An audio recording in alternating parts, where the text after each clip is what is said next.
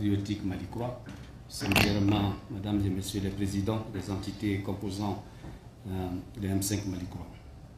Permettez-moi de rendre grâce à Allah le Tout-Puissant par la miséricorde de qui nous sommes aujourd'hui rassemblés et ensuite vous souhaiter une fraternelle bienvenue au siège des forces alternatives pour le renouveau et l'émergence, siège de AKMD, et vous remercier d'avoir répondu à l'invitation du comité stratégique du M5 RFP malicrois pour la présentation des vœux de Nouvel An et son président aux médias. Mais avant de poursuivre, je vous invite à observer une minute de silence et de recueillement en la mémoire des martyrs des journées des 10, 11 et 12 juillet 2020 et de toutes les victimes, militaires et civiles, de la barbarie terroriste et du grand banditisme.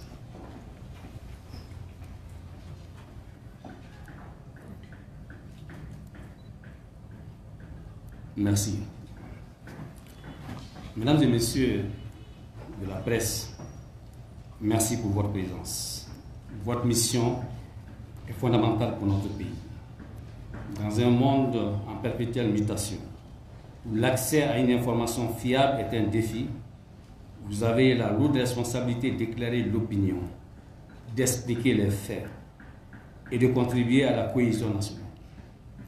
Votre travail, parfois exercé dans des conditions difficiles, est indispensable à la construction d'un Mali plus fort et plus uni. C'est pourquoi il est essentiel que vous puissiez exercer votre métier avec responsabilité, professionnalisme et sérénité, et j'insiste particulièrement sur la sérénité. La présentation des vœux de Nouvel An est un moment privilégié pour jeter un regard rétrospectif sur l'année écoulée et envisager à la lumière de ce constat les perspectives pour l'année qui débute. Mais je voudrais d'abord rappeler ici que le comité stratégique du M5 RFP malicrois entend poursuivre les idéaux de départ du mouvement, à savoir instaurer une gouvernance vertueuse du pays et poser les bases de la refondation de l'État et de la société malienne. Dans cette démarche, que retenir globalement de l'année écoulée? Janvier 2024, les autorités de la transition annonçaient de grandes décisions sans aucune forme de concertation ni de consultation, d'aucune force vive de la nation, la fin de l'accord dit d'Alger, APR, avec Ifemedia, et l'ouverture d'un dialogue direct intermalien, ainsi que le retrait de la CEDEAO. Il y a lieu de relever aussi les atteintes aux droits et libertés, une économie à la peine, des acquis sécuritaires et une insécurité humaine aggravée. Ne pouvant évoquer ici toutes ces questions, je vais donc m'appesantir sur quelques points saillants de notre vie nationale au cours de l'année écoulée. Le premier de ces points concerne bien entendu la situation sécuritaire. La brillante libération de Kidal et celle d'autres localités constituent assurément des acquis que nous avons salués avec fierté et enthousiasme. Tout comme nous avons apprécié la montée remarquable en capacité des FAMA ainsi que l'accroissement de leur efficacité opérationnelle. Je tiens ici à les assurer de tout notre soutien et leur exprimer notre reconnaissance pour les efforts méritoires qu'elles déploient dans la défense de la patrie et la sécurisation des populations et de leurs biens. Cependant, et malgré ce qui vient d'être dit, il y a lieu de relever la persistance et même dans certains cas la détérioration de la situation sécuritaire dont souffrent toujours les populations maliennes, que ce soit au nord, au centre, dans le Sahel occidental ou même à Bamako, qui fut victime d'une attaque meurtrière le 17 septembre dernier. Et récemment, l'attaque perpétrée contre un convoi sur la route Ansongo-Gao illustre cette persistance, attaque que nous condamnons fermement. Je voudrais aussi attirer l'attention sur la précarité et la souffrance de certains de nos compatriotes dont la situation exige la solidarité de la nation. Je vais parler des réfugiés, des déplacés climatiques, singulièrement les victimes des inondations, de ceux qui n'ont pas pu s'adonner à leurs activités champêtres et qui sont exposés aux difficultés quotidiennes de se nourrir et de nourrir leurs familles. Je vais parler aussi des enfants de plus en plus nombreux qui ne reçoivent plus d'enseignement faute d'écoles accessibles et d'enseignants disponibles, des communautés ne bénéficiant plus d'un système de santé à à la hauteur de leurs besoins et de tous ceux qui sont privés, souvent depuis très longtemps, des services d'une administration fonctionnelle. Selon certaines sources, plus de 4,5 millions de Maliens auront besoin d'une assistance alimentaire cette année. Face à cette situation, le comité stratégique du M5 RP Mali 3 exhorte une fois de plus les autorités de la transition à poursuivre les efforts indispensables de mise en condition idoine des femmes dans l'accomplissement de leur mission, tout en gardant à l'esprit que la lutte contre le terrorisme ne saurait se limiter à l'option du tout militaire, même si la réponse militaire doit rester prioritaire et robuste. Les actions de développement socio-économique, les programmes de formation des jeunes à des métiers permettant leur insertion sociale dans la dignité, l'éducation des populations aux valeurs de la République et à la citoyenneté doivent stratégiquement accompagner l'option de la force armée. Il s'agit là d'une condition sine qua non d'une sortie durable de la crise. Mesdames et messieurs, la situation économique et financière continue d'être crispée. Le Mali traverse une des plus graves crises de son histoire avec des conséquences socio-économiques majeures pour ses populations. Le constat de la cherté de la vie est une triste réalité. Le sucre, le riz, l'huile, les céréales, les matériaux de construction ont tous connu une augmentation notable. Des mesures nécessaires doivent être prises urgemment pour contenir cette hausse spectaculaire des produits de première nécessité par la distribution de vivres et d'aliments bétail, le transfert monétaire aux ménages les plus touchés, le financement des travaux publics à haute intensité de main-d'œuvre et bien d'autres encore. Malgré une croissance économique prévisionnelle de 5,3% en 2025, principalement alimentée par l'extraction de l'or, le coton et le lithium, l'économie malienne reste fortement dépendante des cours mondiaux de ses principaux produits d'exportation. Avec les ressources internes qui peinent à être mobilisées davantage, une crise de liquidité sans précédent et donc un accès limité au financement régional et international pour satisfaire des besoins toujours grandissants des services publics, comment envisager la réhabilitation des routes nationales, offrir une éducation de qualité à tous, améliorer les services de santé et assurer l'accès à l'énergie. La crise énergétique inédite que vit le pays depuis plus de 2 ans reste sans résolution et impacte lourdement les activités productives des Maliens, constituant de ce fait un élément majeur d'aggravation de la situation économique et sociale du pays.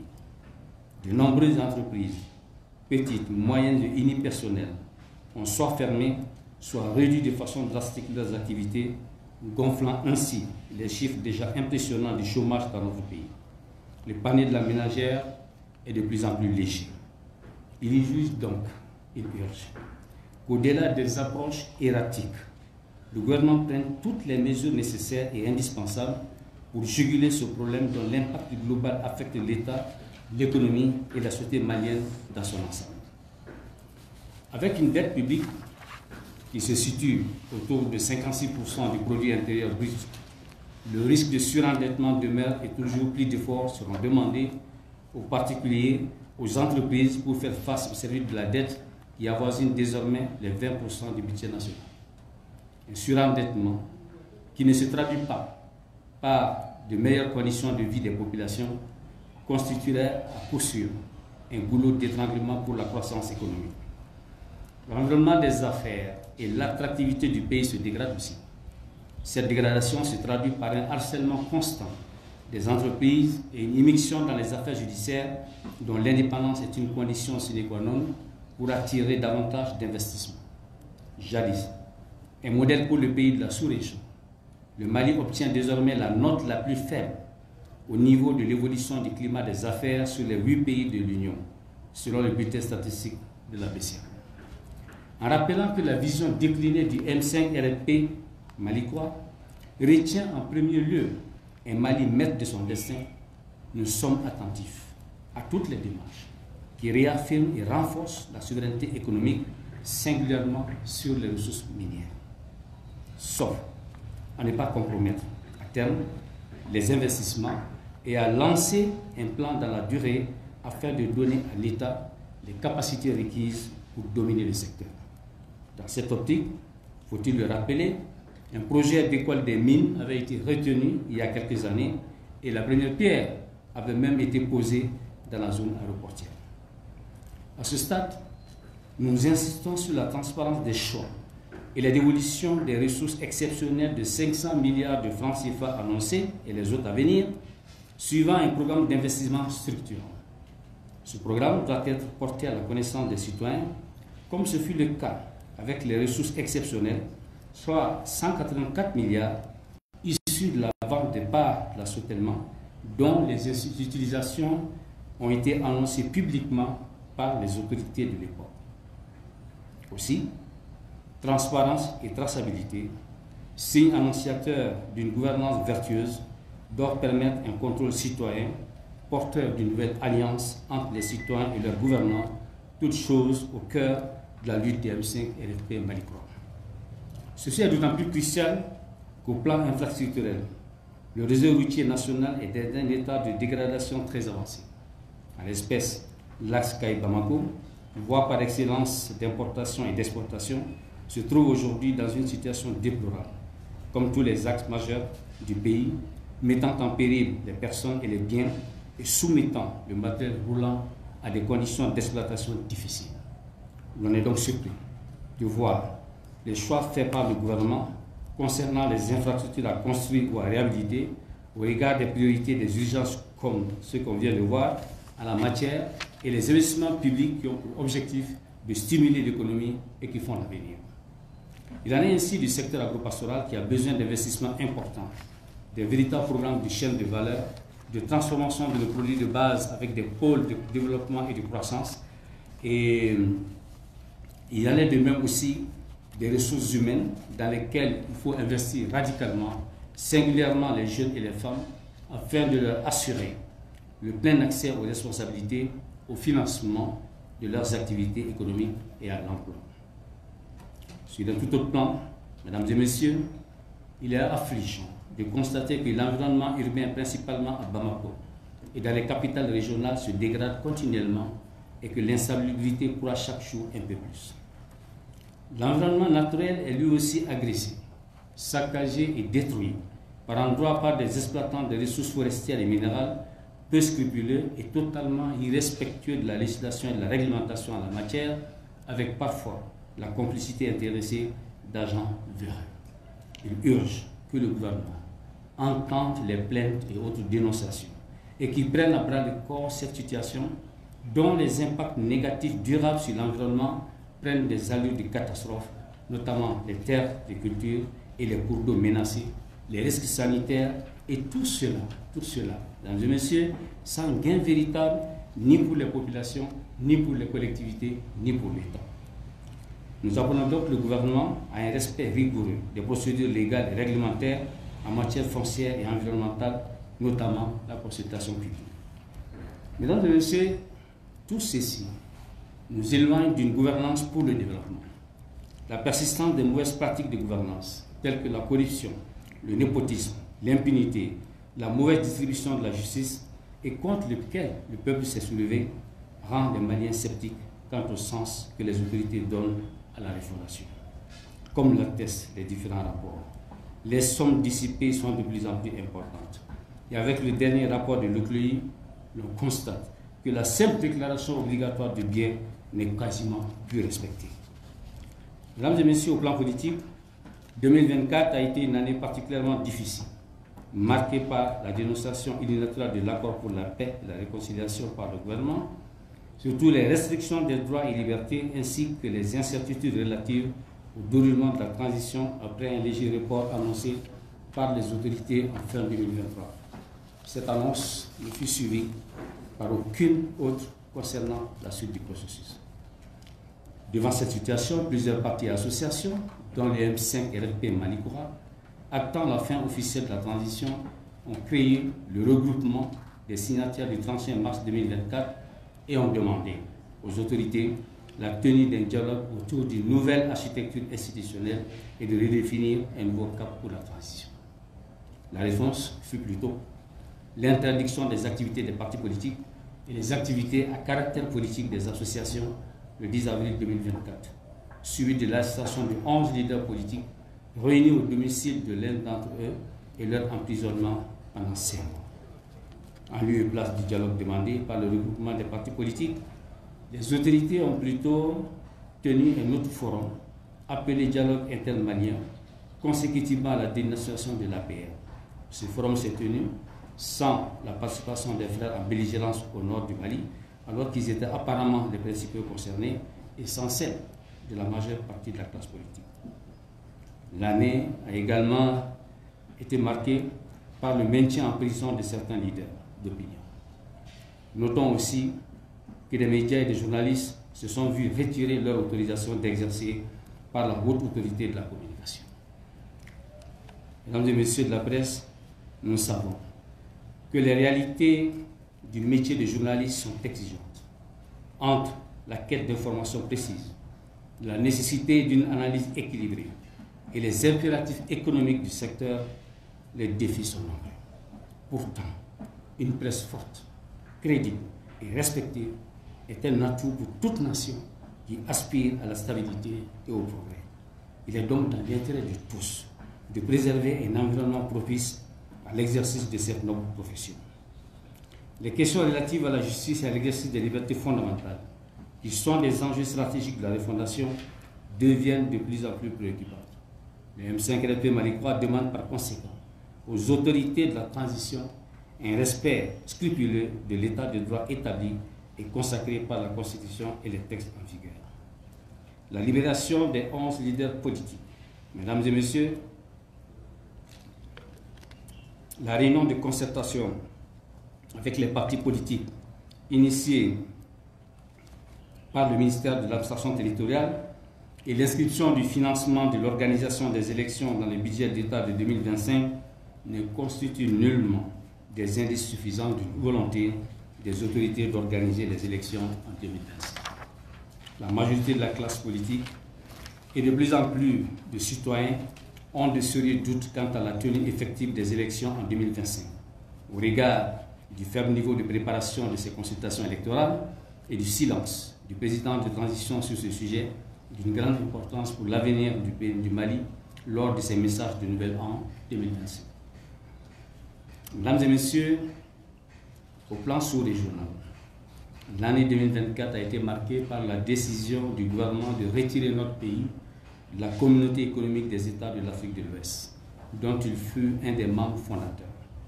Ce retrait serait motivé par l'absence de solidarité de l'organisation commune à l'égard du Mali en proie au terrorisme et au risque de partition du pays, d'instrumentalisation de certains gouvernements membres par des puissances extracontinentales, ainsi que les sanctions illégitimes, illégales et inhumaines contre le pays et ses populations. Dans cette dynamique, le Burkina Faso et le Niger se sont joints au Mali en décidant de se retirer de la CEDEAO pour les mêmes motifs et de créer l'Alliance des États du Sahel, AES, qui a évolué très rapidement en une confédération. Ces sanctions avaient été largement condamnées et la gouvernance de la CEDEAO fortement interpellée dans la gestion de ces crises. Pour autant, la décision de retrait, lourde de conséquences pour notre pays et notre sous-région, constitue une remise en cause regrettable de décennies d'efforts mutualisés au fin de bâtir un ensemble économique régional intégré au service de nos États et des populations ouest-africaines et à terme de l'Afrique entière. D'importants acquis en ont résulté sur divers plans, autant pour les pays membres que pour leurs opérateurs économiques, leurs étudiants et artistes, sportifs, que pour les citoyens de la communauté. Sur le retrait de notre pays de la CEDEAO qui a été acté le 29 janvier dernier, il y a lieu de rappeler le point de vue de notre mouvement, partagé avec ILM, à l'annonce de cette décision par les autorités. Le M5RP Mali-Croix, relevant comme beaucoup d'autres forces vives de la nation le caractère unilatéral de la décision des autorités de la transition, a rappelé la dimension régionale africaine de la révolution citoyenne malienne et la nécessité pour notre pays, notre sous-région et l'Afrique de devenir leur propre horizon à la faveur des mutations mondiales en cours. Pour le M5RP Mali-Croix, il fallait plutôt engager dans ce sillage une initiative forte de refondation de la CEDEAO, le socle de ce combat étant évidemment un consensus national sur notre vouloir ouest-africain et notre vouloir africain que l'histoire de l'action diplomatique et des concertations avec forgé. Enfin, évoquant les fâcheuses conséquences politiques et économiques et sociales, le M5-RP invitait les autorités de la transition à reconsidérer leur décision de retrait de la CEDEAO. Sous le bénéfice de ce cadrage et prenant en compte les réalités historiques, structurelles, humaines, économiques et culturelles de l'espace ouest-africain, le M5-RP Mali3 propose une double dynamique. Créer l'AES comme pôle de stabilité et de développement, articulant sécurité et développement, et qui est stratégiquement opportun et institutionnellement acceptable dans la CEDEAO. De l'autre côté, engager une initiative robuste de refondation de la CEDEAO, un processus de dialogue sur l'avenir de notre communauté afin de relégitimer une vision globale pour une souveraineté renforcée et une sécurité durable. Le Mali, avec d'autres, avait imprimé une accélération de l'intégration en Afrique de l'Ouest lors de son double mandat à la tête de la CEDEAO et de l'UEMOA 2000 et 2001, coïncidant avec les 25 ans de la CEDEAO. Nous nous devons d'être présents aux 50 ans de notre communauté avec une vision renouvelée et ambitieuse pour notre région, pour que cette crise soit une opportunité et non un point de rupture. Le M5-RP Mali3 invite les autorités de la transition à renouer avec la grande ambition des pères fondateurs de la République du Mali, panafricanistes, visionnaires et artisans infatigables, j'insiste là-dessus, de l'unité politique et de l'intégration économique de notre continent. Mesdames et messieurs, dans quelques mois, la transition aura bouclé sa 5e année. Les incertitudes de 2024 persistent et certaines se mettent en inquiétude au regard des suites du retrait de la CEDEAO, de la situation économique et financière précaire, de la persistance de la crise de l'énergie, de l'absence de visibilité sur la suite de la transition et la situation humanitaire. Face à ce concept, le M5-RP insiste sur le fait que nous pouvons et devons relever le défi de réussir la transition en cours, à la condition de rassembler les Maliens autour des fondamentaux du combat initial du M5-RP qui ont suscité un immense espoir. Il demande au gouvernement l'organisation des cadres de concertation autour de la question du retour de notre pays à l'ordre constitutionnel et la conduite diligente et inclusive de l'ensemble des tâches y afférentes. Mesdames et messieurs, je voudrais terminer, aborder les perspectives et déclarer une fois encore que le comité stratégique du M5-RP Mali3 reste fidèle à ses engagements initiaux de lutter pour l'avènement d'un Mali nouveau et Mali maître de son destin et Mali3 conforme aux profondes aspirations souveraines de notre peuple. Dans cette direction, une des tâches prioritaires du comité stratégique était de redonner espoir, remobiliser autour des idéaux et des objectifs du Mali3 et de préparer les échéances électorales. Le comité stratégique a entamé ce processus avec un groupe de travail sur la candidature unique, sur un projet politique, et les contacts de terrain avec les entités membres sont déjà en cours. Poursuivre sa restructuration, développer les stratégies et actions, préparer les échéances électorales constitue donc un pan important de notre action en 2025 parce que le CSM5 Mali3 se doit d'être prêt à assurer et à partager la responsabilité historique, celle d'ouvrir la voie à un futur conforme aux aspirations du peuple malien, le Mali3, et cela avec tout ce qu'il veut. Voilà pourquoi nous lançons à nouveau un appel à un rassemblement et une remobilisation patriotique des forces vives du pays à l'occasion des élections à venir, au fin de créer ensemble les conditions indispensables à l'avènement de ce Mali3. Mesdames et messieurs, Monsieur le Président de l'Antille, le Mali aujourd'hui et de demain a besoin d'un journalisme engagé, intègre et constructif. Un journalisme qui informe sans déformer, qui critique sans diviser, qui éclaire sans opposer. Vous avez en ce sens une immense responsabilité, celle de contribuer par votre plume et votre micro à l'émergence d'un dialogue national apaisé et porteur d'espoir. Nous vous encourageons à poursuivre cette mission avec courage et rigueur, car c'est ensemble, avec toutes les forces vives de la nation, que nous conseillerons un meilleur avenir.